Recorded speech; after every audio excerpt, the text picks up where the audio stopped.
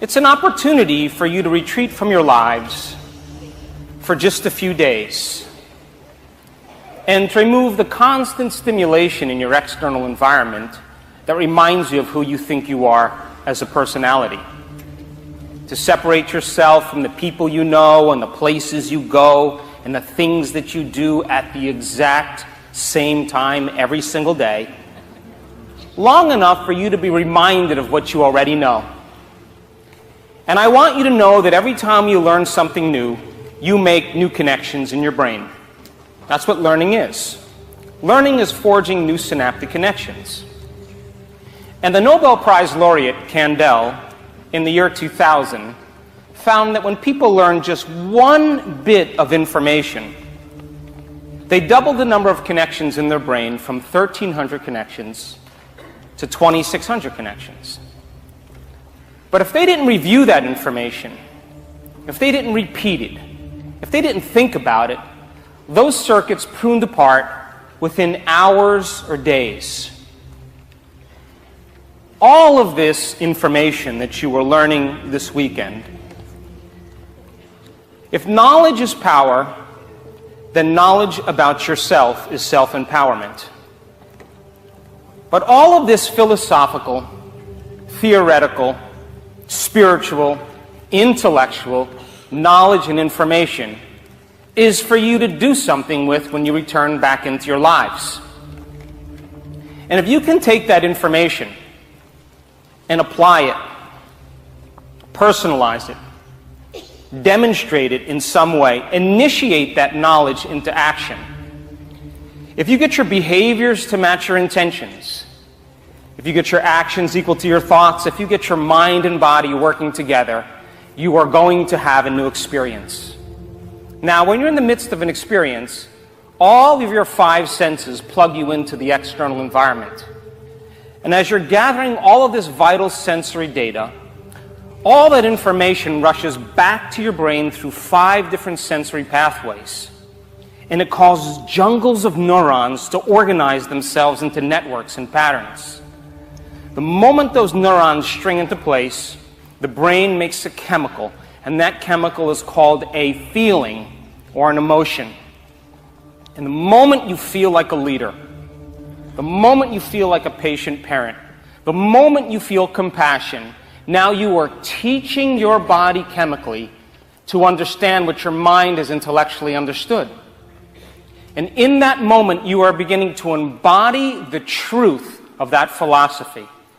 And if knowledge is for the mind, experience is for the body, you are embodying that information and signaling new genes in new ways, and you are rewriting your own biological program. But if you've done it once, it must mean you should be able to do it again. And if you can repeat an experience over and over again, at will, on command, you are going to neurochemically condition your mind and body to work as one. And when the mind and body merge as one, or the body now knows how to do it as well as the mind, now it's innate in you. It's automatic. It's second nature. It's easy. You've practiced it so many times that you don't even know how you do it. It's an automatic subconscious program. So our job on this journey is to go from philosopher to initiate to master, from knowledge to experience to wisdom, from mind to body to soul, from thinking to doing to being, to learning it in your head, practicing it with your hands, and knowing it by heart. And you and I have all the biological and neurological machinery to do this. And this is a time in history where it's not enough to know. This is a time in history to know how. And science has become the contemporary language of mysticism. In fact, science demystifies the mystical. And if you can combine a little quantum physics with a little neuroscience, with a little neuroendocrinology, with a little psychoneuroimmunology, a little epigenetics, You know, they all point the finger at possibility. And people are beginning to not wait for crisis or trauma or disease or diagnosis or loss to get about the business of change in their life. Because you can learn and change in a state of pain and suffering, which has been the old model of reality up until this point, or you can learn and change in a state of joy and inspiration. Which would you like to do at this point? So then, I'm curious, how many people in this audience believe in the idea that the way you think has some effect on your body or your life? I'm just curious.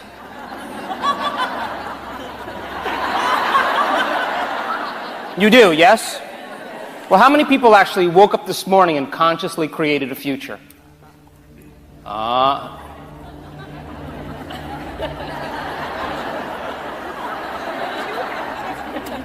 You know why you don't do it? Because you don't believe it's true. If you knew that your thoughts created your reality, would you ever miss a day in creating the life that you want? And would you ever let any thought slip by your awareness that you didn't want to experience? Now, you told me that your thoughts have something to do with your destiny, yes? Poke the person next to you, please. So you think, this is science now, 60 to 70,000 thoughts in one day.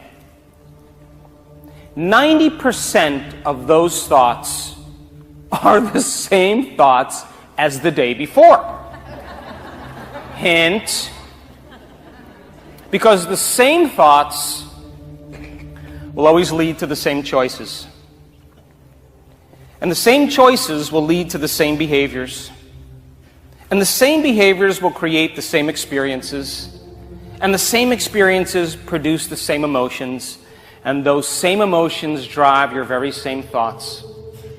And your biology, your neurocircuitry, your neurochemistry, your hormones, and even your genetic expression are equal to how you think, how you act, and how you feel.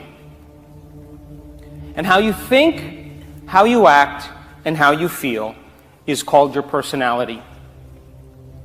And your personality creates your personal reality. That's it. So then if you wanted to create a new personal reality, a new life, you would have to change your personality, wouldn't you? Hello? Yes. Poke the person next to you again.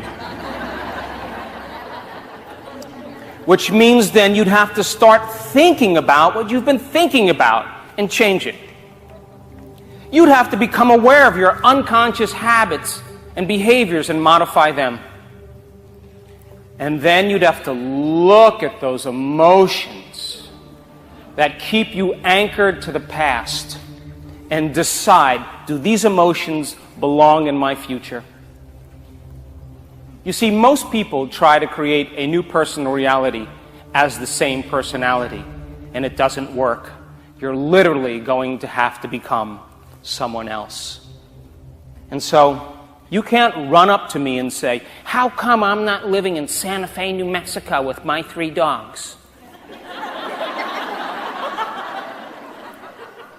Because I'll tell you, the personality who's living in Santa Fe, New Mexico looks nothing like that.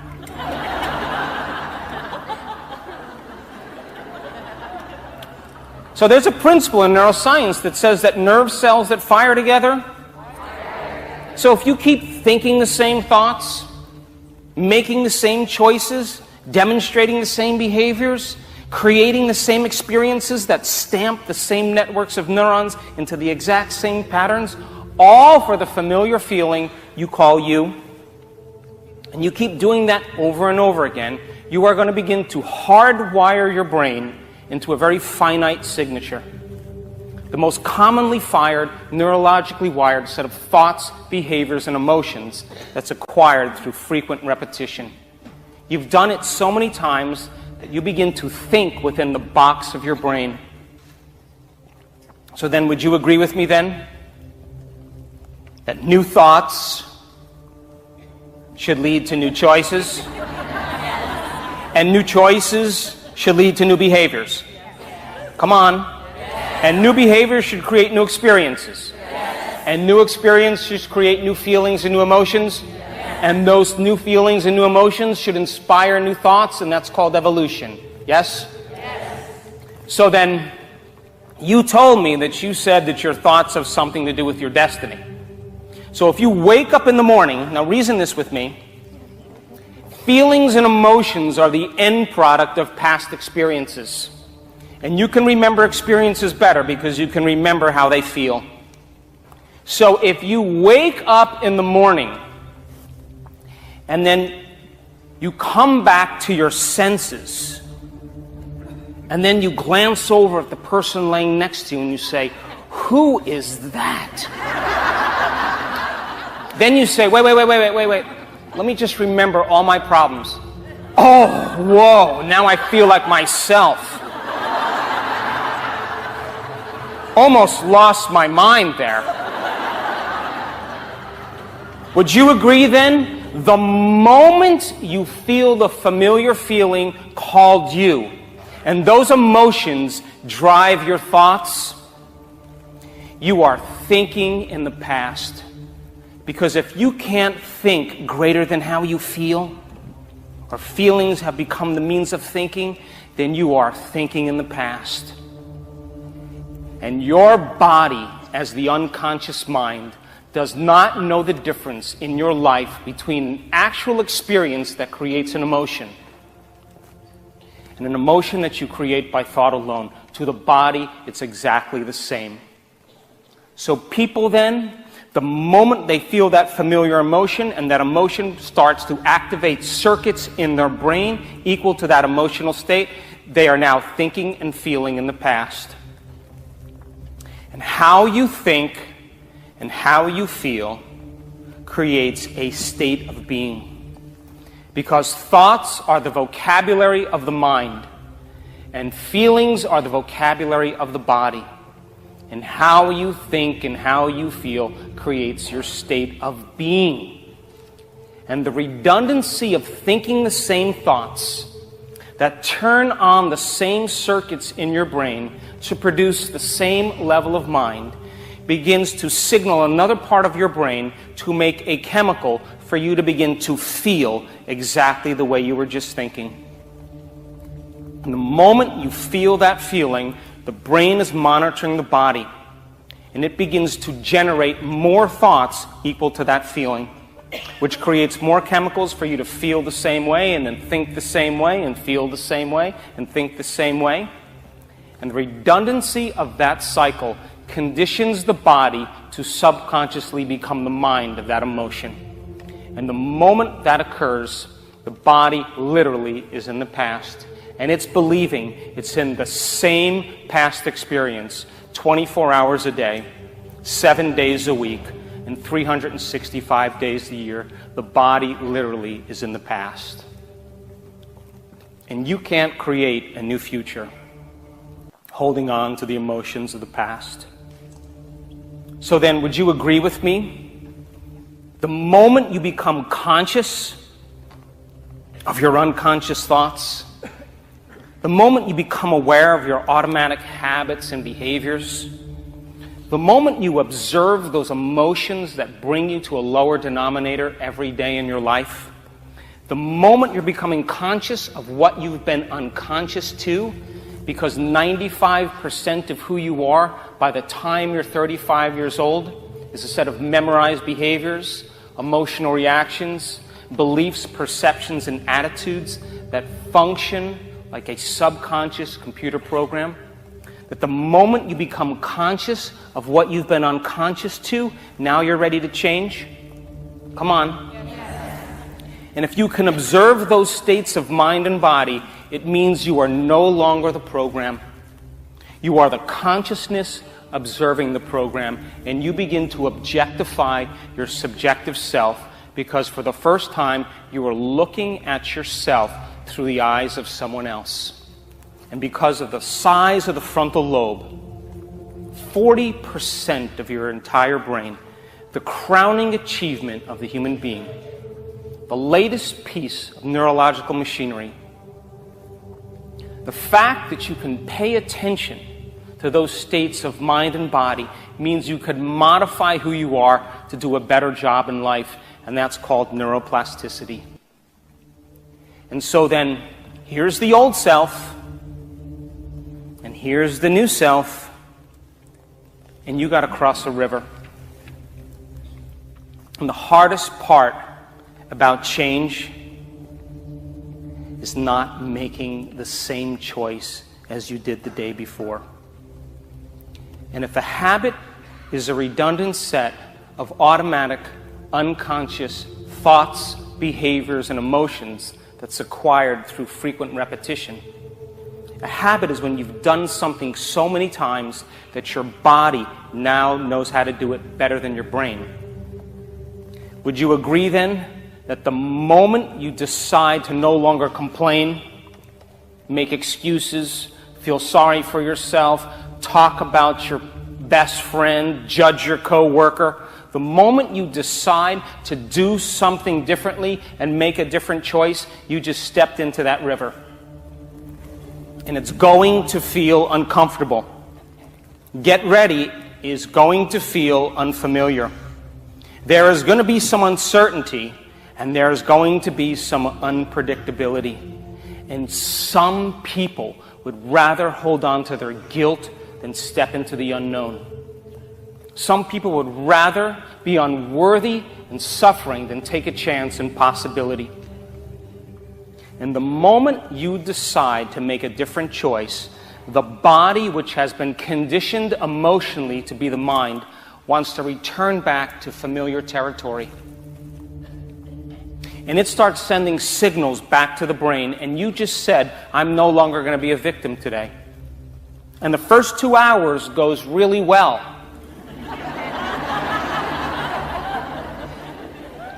But the body, which has been conditioned to be the mind, the servant is now the master. It starts sending signals back to the brain. And you know what it says. Why don't you start tomorrow? Tomorrow's a better day. I really can't do this. It's too hard. It's my ex-husband's fault. It's my father's fault. This doesn't feel right. And that's the body sending signals back to the brain, causing you to think in the past. And if you respond to that thought as if it's true, that thought will lead to the same choice, which will lead to the same behavior, which will create the same experience, which will produce the same emotion, and then you'll say, this feels right. No, it feels familiar. Crossing that river from the old self to the new self is the neurological, the biological, the chemical, the hormonal, genetic death of the old self. And people who step into that void, who step into that unknown, will say to me, Dr. Joe, I'm in the unknown. I can't predict my future. And I'll tell them the best way to predict your future is to create it. Not from the known, but from the unknown.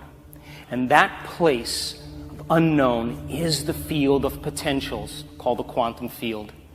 What thoughts do you want to fire and wire in your brain? What behaviors will you demonstrate in one day, one lifetime? And what if you were to rehearse those behaviors in your mind before you started your day? The latest research in neuroscience shows that you can change your brain just by thinking differently, which means now your brain is no longer a record of the past. It is now, in fact, a map to the future. Because as you rehearse and plan your behaviors and review them in your mind, you begin to install the neurological hardware in your brain to look like the event has already occurred. Now, great people like you, common people like you, are doing the uncommon. And they are not waiting for their healing to feel wholeness. They are not waiting for their success to feel empowerment. They're not waiting for their new relationship to feel love, or their new job to feel gratitude, or their wealth to feel abundance, or the mystical moment to feel awe. That's the old model of reality of cause and effect. Waiting for something outside of you to change how you feel inside of you, to give you relief. And the moment you feel better inside of you, you begin to pay attention to whoever or whatever caused it. And that event creates a memory, and that's Newtonian physics, the physics of predictability. But the quantum model of reality is about causing an effect, which means when you're in awe, you're going to have a mystical experience. When you feel empowered, you are going to create success. When you feel whole and satisfied with who you are, there will be a healing. When you feel so worthy and so abundant, you know your wealth is coming. And when you're in love with your life, in love with yourself, you will create an equal. And when you get up from your meditation or your internal practice in a state of gratitude, your body, as the unconscious mind, already accepts, believes, and surrenders to that outcome. And that job will come. And that's causing an effect in your life. And there isn't a person in this room that is so special to be excluded from that phenomenon. And the hardest part of all of this is making the time to do it. So then here's my question.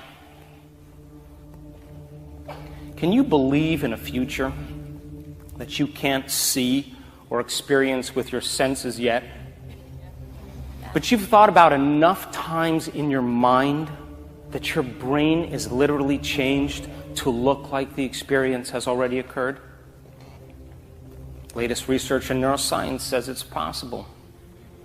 And can you fall in love with a future potential that already exists in the quantum field? And how many potentials exist in the quantum field? A few. Hello. Poke the person next to you. Come on, poke them. Can you fall in love with the future potential that already exists in the quantum field, so much so that your body, as the unconscious mind, is believing it's living in that future reality in the present moment, and you're signaling new genes in new ways to change your body to look like the event has already occurred? Latest research in epigenetics says it's absolutely possible. Now think about this. You're geniuses, right? If there's physical evidence in your brain and body to look like the event has already occurred, relax, because the event is going to find you. And it's going to come in a way that you least expect. Why? Because if you can expect it, it's nothing new. It's got to rock your world. It's got to catch you off guard. And it has to leave no doubt that what you did inside of you produced some effect outside of you. And when you can correlate the changes you made inside of you with the effect you produced outside of you, you're going to pay attention to what you did, and you're going to do it again. And when that experience lands in your lap and surprises you, and by the way, the brain learns by mistakes and surprises. Which would you like a few of? When that event catches you off guard and it lands in your lap and finds you, the joy and the excitement and the awe and the wonder and the freedom and the inspiration that's created, the energy of those emotions are going to inspire you to want to create again and again and again. And you will look back at your entire past and you won't want to change anything in your past because it brought you to that present moment. And that's the moment the past no longer exists. Are you with me? So then, most people You say to them, why are you so angry? Why are you so afraid? Why are you so judgmental? Why are you so bitter? What do you think they normally say? I am this way because of this event that happened to me 35 years ago. And from a biological standpoint, it means I haven't changed in 35 years. Are you with me? Yes. So then, Scientific American, a prestigious magazine, says that 50% of what you talk about in your past isn't even true.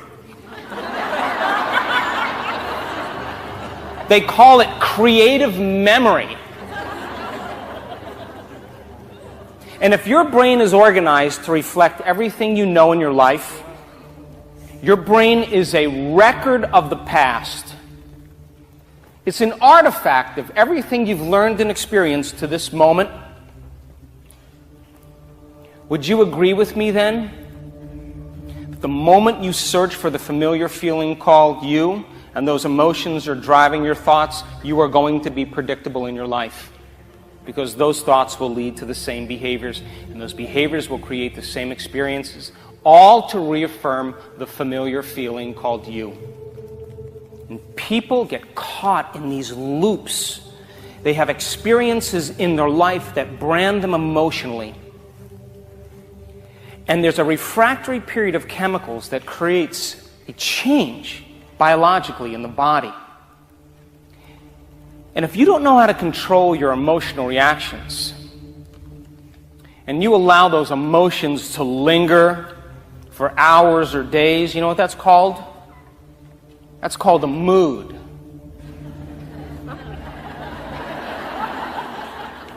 What's wrong with you? I'm in a mood. Really? Here it comes. What happened? Well, I had this experience 9 days ago, and I'm having one long emotional reaction. And you keep that same refractory period going on for weeks or months. That's called a temperament. What's up with him? I don't know. Let's ask him. Why is he so bitter? Why are you so bitter? Well, I had this thing happen to me 7 months ago. I got fired from my job, and I'm memorizing my emotional reaction.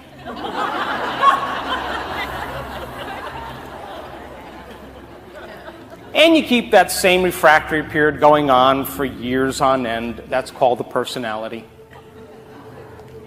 And people wear their emotions on their sleeve, and they think that's who they are. So then, in order for a person to truly change, the question is, are you going to be defined by the memories of the past biologically, or are you going to be defined by a vision of the future? Because if you're waking up every single morning, what does everybody do now when they wake up in the morning? What's the first thing they do? Come on. Jennifer's eating carbohydrates again. It's on Facebook. Oh my God, my high school boyfriend's looking for me. I remember him from 11th grade. He was kind of cute. Then you check your WhatsApp, you check your text, you check your Facebook, you tweet, you Twitter, you check your Instagram, your Pinterest, Then you check the news, and now you're ready to start the day. Because it's no longer that your personality is creating your personal reality.